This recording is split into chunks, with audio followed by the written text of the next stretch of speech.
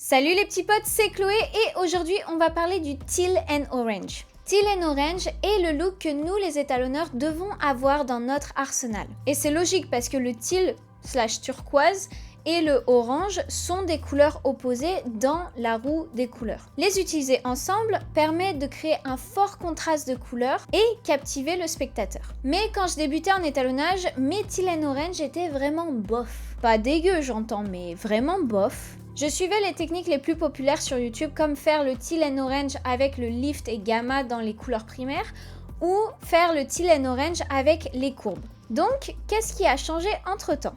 Juste une petite technique que j'ai sous le chapeau. Avant qu'on commence, dans ce tuto, je vais vous montrer pourquoi je ne recommande pas les techniques les plus populaires qu'on voit sur YouTube pour le Teal and Orange. Et je vais vous montrer ma technique de Teal and Orange. Entre parenthèses, cette technique a été inspirée par Stéphane. Stéphane est un color scientist qui crée beaucoup de DCTL. Vous pouvez checker ces DCTL dans mononode.com. C'est vraiment des DCTL de qualité. Et je me sers de certains de ces outils assez constamment. Donc merci à lui pour m'avoir inspiré cette technique et cette vidéo. Trêve de blablatage, allons au tuto. Donc les copains, ne faites pas attention aux beans derrière moi parce que j'étais en train de faire une vidéo pour vous et je me suis rendu compte qu'en fait, cette vidéo était vraiment nulle. Donc, ce qu'on a fait, c'est que j'ai réécrit une vidéo et là, je pense que ça va être plutôt bien parce que je trouve que c'est un sujet assez intéressant et aussi qui va vous servir à l'avenir. Ok ? Ici, on est dans la qualité et pas dans le gatekeeping. Ok. Donc, je voulais vous montrer d'abord, avant qu'on aille à ma technique pour le Teal and Orange, je vais juste vous montrer dans quel color management on est. Je vais aller dans mon color management et vous voyez que je suis en DaVinci Waygamut, Output Color Space à Rec 709, Gamma 2.4. Si vous ne comprenez pas ce que je fais, j'ai fait une vidéo sur le DaVinci Waygamut. Ici, on va aller d'un Input Color Space de Sony S-Gamut 3 à DaVinci Waygamut et en Out d'un DaVinci Waygamut à Rec 709, Gamma 2.4. Et avant qu'on passe aux techniques qui sont le plus souvent utilisées, juste un petit topo sur le Teal and Orange. Vous voyez déjà que mon Rec 709 est un peu Teal and Orange parce que techniquement j'ai une peau et techniquement j'ai de l'eau autour d'elle et le ciel. Voilà. Le principe du Teal and Orange, c'est le fait qu'on va avoir une sorte de ligne entre le orange et le teal, ok ? Le teal qui est en fait une sorte de turquoise cyan et du coup, vu que ce sont deux couleurs opposées dans la roue de couleurs, ça va nous créer un gros contraste et ça va être très plaisant à l'œil. Il y a beaucoup d'œuvres cinématographiques qui sont basées sur le Teal and Orange. C'est pour ça que c'est très populaire. Donc, pour le faire, il y a plusieurs techniques. Deux grosses techniques reviennent le plus souvent dans les tutos YouTube pour DaVinci Resolve. C'est le fait d'abord d'utiliser le lift et gamma dans nos roues de couleur primaire. Donc, je vais juste vous montrer. On va créer un nœud entre notre in et notre out. Et ce qu'on va faire, c'est qu'on va aller dans notre lift et on va prendre notre point de couleur et on va essayer d'aller dans quelque chose de plus turquoise ou cyan. Ok ? Donc là, je vais me mettre dans quelque chose de turquoise ou cyan. Vous pouvez voir que ici, là dans mon vector scope, mon bleu est un petit peu plus vers le cyan que ce qu'on avait avant. On était beaucoup plus vers le bleu. Là, maintenant, on est beaucoup plus vers le cyan, ce qui est exactement ce que je veux pour avoir mon Teal and Orange. Et maintenant, dans mon gamma, ce que je vais faire, c'est que je vais prendre ma roue de couleur et je vais aller dans les oranges. Donc, ce qu'on va essayer de faire, c'est d'avoir une sorte de contraste de couleur avec le orange et le teal. Ok ?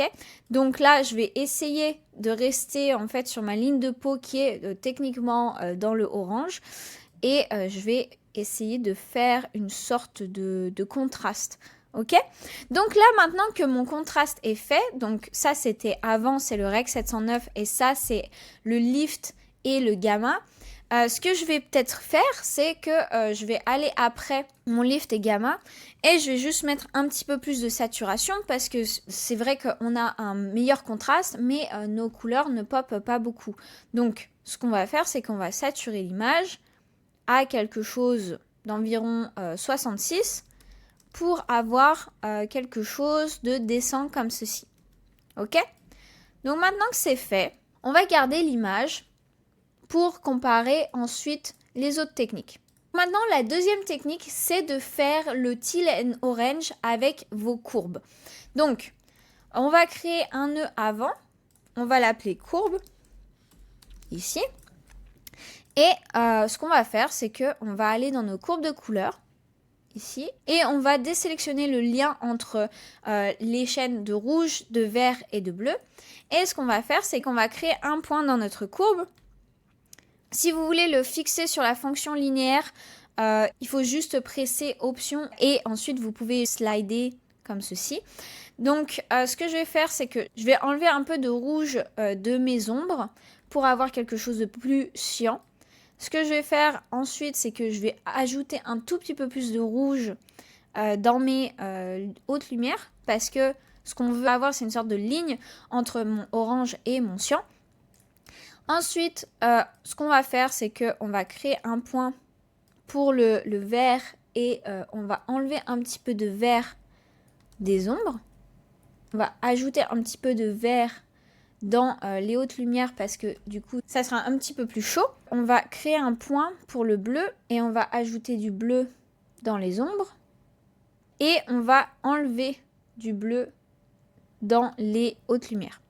Donc là, vous pouvez voir que en termes de ce qu'on a, c'est assez extrême. Ce que je peux faire, c'est que je peux réajuster notre look.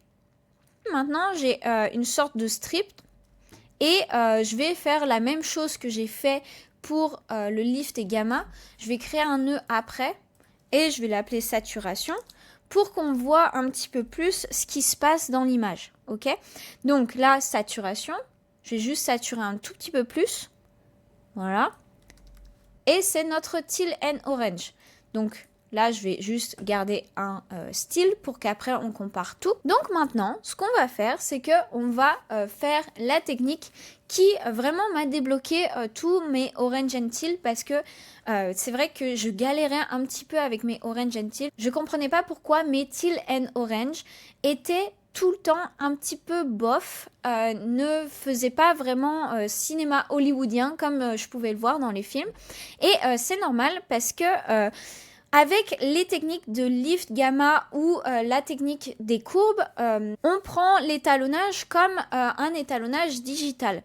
Mais ce qu'il faut vraiment se rappeler, c'est que l'étalonnage vient du film. Et à l'époque, les color timers, qui est l'ancienne profession des étalonneurs, avaient juste le pouvoir de modifier la chaîne de rouge, la chaîne de vert, la chaîne de bleu. Et donc du coup, arrivaient en fait à faire beaucoup de contrastes et des styles qui sont tellement différents, juste avec 3 chaînes qui sont le rouge, le vert et le bleu. On va s'inspirer de ce que faisaient les color timers avant avec les films négatifs et du coup notre technique va être d'aller dans les printer lights. Maintenant ce qu'on va faire c'est qu'on va créer un nœud et on va aller dans nos printer lights. Donc le mixeur de rouge, vert et bleu va nous être très pratique parce qu'on va juste affecter les chaînes de rouge, vert et bleu. Ok? Donc la technique, c'est de rester en fait dans notre blue output et d'aller en fait dans nos verts, mettre un 1, ok, taper 1, et dans nos bleus, taper 0. Et vous pouvez voir tout de suite que je vais avoir une ligne qui va se créer où je vais avoir 2 couleurs opposées qui sont le rouge et le cyan, ok. Donc ça va nous aider à vraiment qu'on ait une ligne qui soit de couleurs opposées et qu'on va pouvoir manipuler pour notre teal and orange. Ok?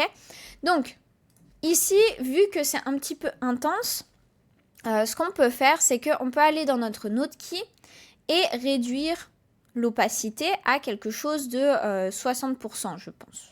60%, ça va très bien.